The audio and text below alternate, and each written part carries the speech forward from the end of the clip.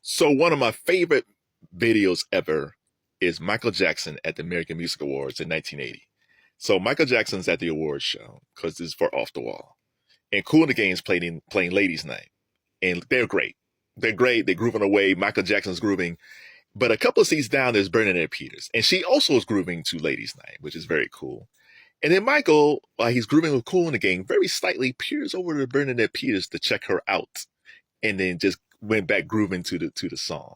Shout out to Michael Jackson, respecting Kool and the Gang for their artistry, and also respecting the lovely Bernadette Peters in 1980. Shout out to Mike, doing double duty. Rest in peace, young sir. Um, so Kool and the Gang is being inducted into the Rock and Roll Hall of Fame. They're richly deserved. They're one of the greatest music acts ever. But I wish they were inducted 10 years earlier, because they've lost a lot of their founding members. In 2023, their drummer died. And in 2021, they lost another co-founding member of the band. And the only surviving member left of the band is Robert Kool Bell. Robert Kool Bell started the group when he was 14 years old in 1964. And they had their debut album in 1970. So there's been more than enough time for the Rock Hall to induct Kool and the Gang, where some of these men could have still been alive to be there for the induction. But at least Kool is still here, and I'm sure he'll accept the award for not just starting the band, but also for the men who are no longer here. So at least Kool is here to accept that honor. So Kool and the Gang is a very interesting band because they had three great eras, right? Most people have about two, but they had three. So let's get into it. So the first era is that Kool and the Gang were a very good R&B instrumental band, much like the early Bar-Kays and even the early Commodores. The early Commodores was more of an R&B instrumental band than they were a singing band, but very much like the Bar-Kays. And this is where we get from Kool and the Gang, Jungle Boogie, Summer Madness, Open Sesame, and Hollywood Swingin'.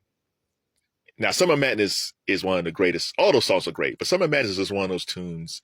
If you're having a stressful day and you just need to relax or just to chill out, put on Summer Madness. It's like, I don't know, 50 minutes long. It's a long track, but you feel more relaxed after you listen to Summer Madness. It's a really great track. Just really, really put your mind at ease. And also, if you don't know, Summer Madness was also the sample used by Jazzy Jeff and the Fresh Prince for the song Summertime. Most of you know this by now, but some of you youngins might not know that. So Summer Madness, Jungle Boogie, all that stuff was great, right? So they were fine. Great R&B instrumental band. We fast forward to 1979. So you have a man named Dick Griffey. Dick Griffey co-founded Solar Records with Don Cornelius, the man who created Soul Train. And he created Solar. And Solar would give us The Whispers, Carrie Lucas, and Shalimar. I love Shalimar. But he told Kool and the Gang, hey, those instrumental band days are over. Because at this point, the Commodores went from being an instrumental band to having two lead singers to Lionel Richie at this point in 79 being the principal lead singer. You know, Jeffrey Osborne is the lead singer of LTD. Earth, Wind, and Fire, who started around the same time as Kool and the Gang, they have Maurice White and Philip Bailey. So everybody has a lead singer but them. and Dick Griffey is like, y'all need to get it together. And this is where Kool and the Gang finds JT, James T, from South Carolina. JT is one of the most smoothest, recognizable voices ever in R&B. There's guys who sounds like Teddy Pendergrass, right? Johnny Gill sounds like Teddy Pendergrass. There are guys who kind of sound like Luther Vandross from time to time. But there's nobody who sounds like JT. JT has his own unique sound and own unique style. Like when you hear JT, you know it's a Kool and the Gang song. That's how recognizable his song is. So to get JT, and this is where you get into the second phase, the second era of domination. This is the funk R&B era. This is where we get down on it, celebration, ladies' night, too hot. And it was working with a guy named D'Amato. I think he was like D'Amato or something like that. He was the principal producer. All these funk classics, all heavily sampled. Kool the Gang, thank God for sampling, because Kool the Gang made a lot of money during the sampling era, from both eras, the first era and the second era, because those songs are just great.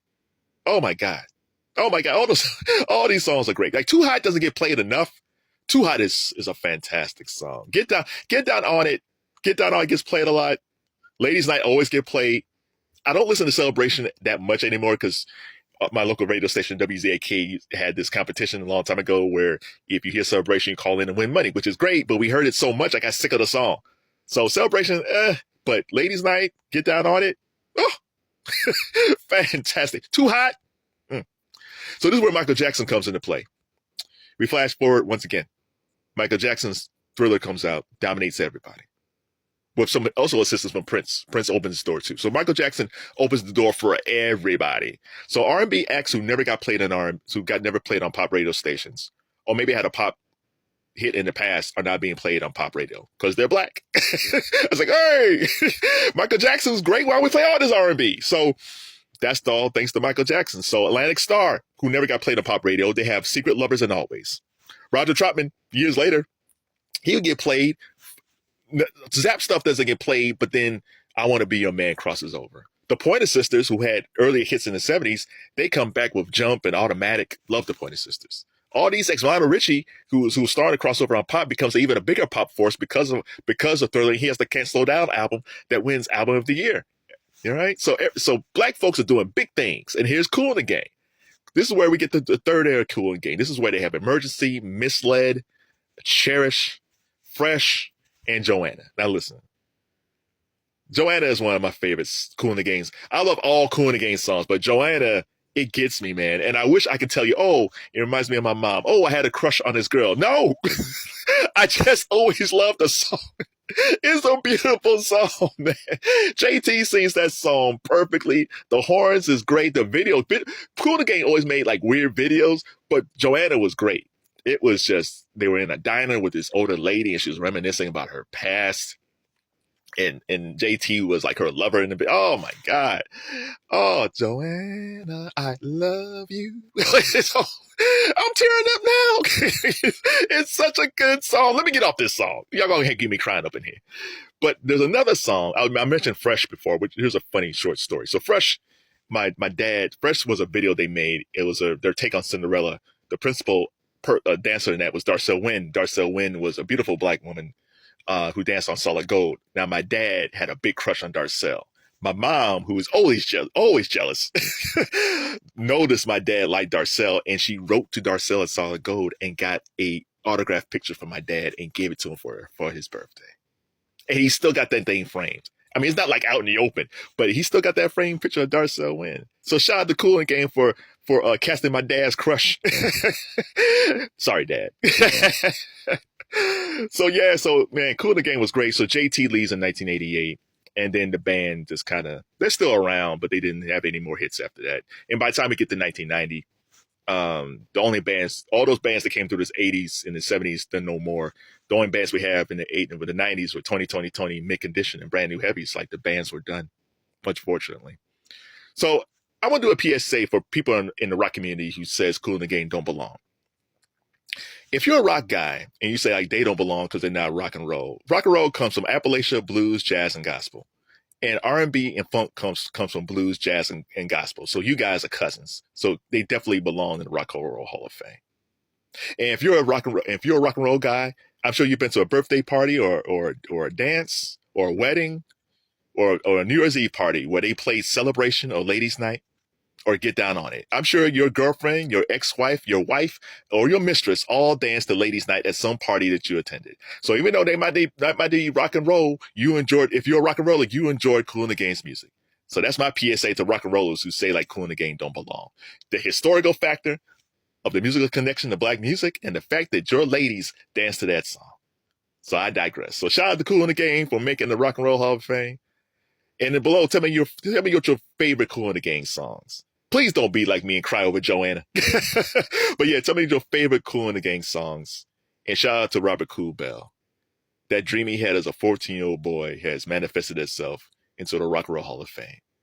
And a great number of sampled songs that we enjoy to this day. God bless you, sir.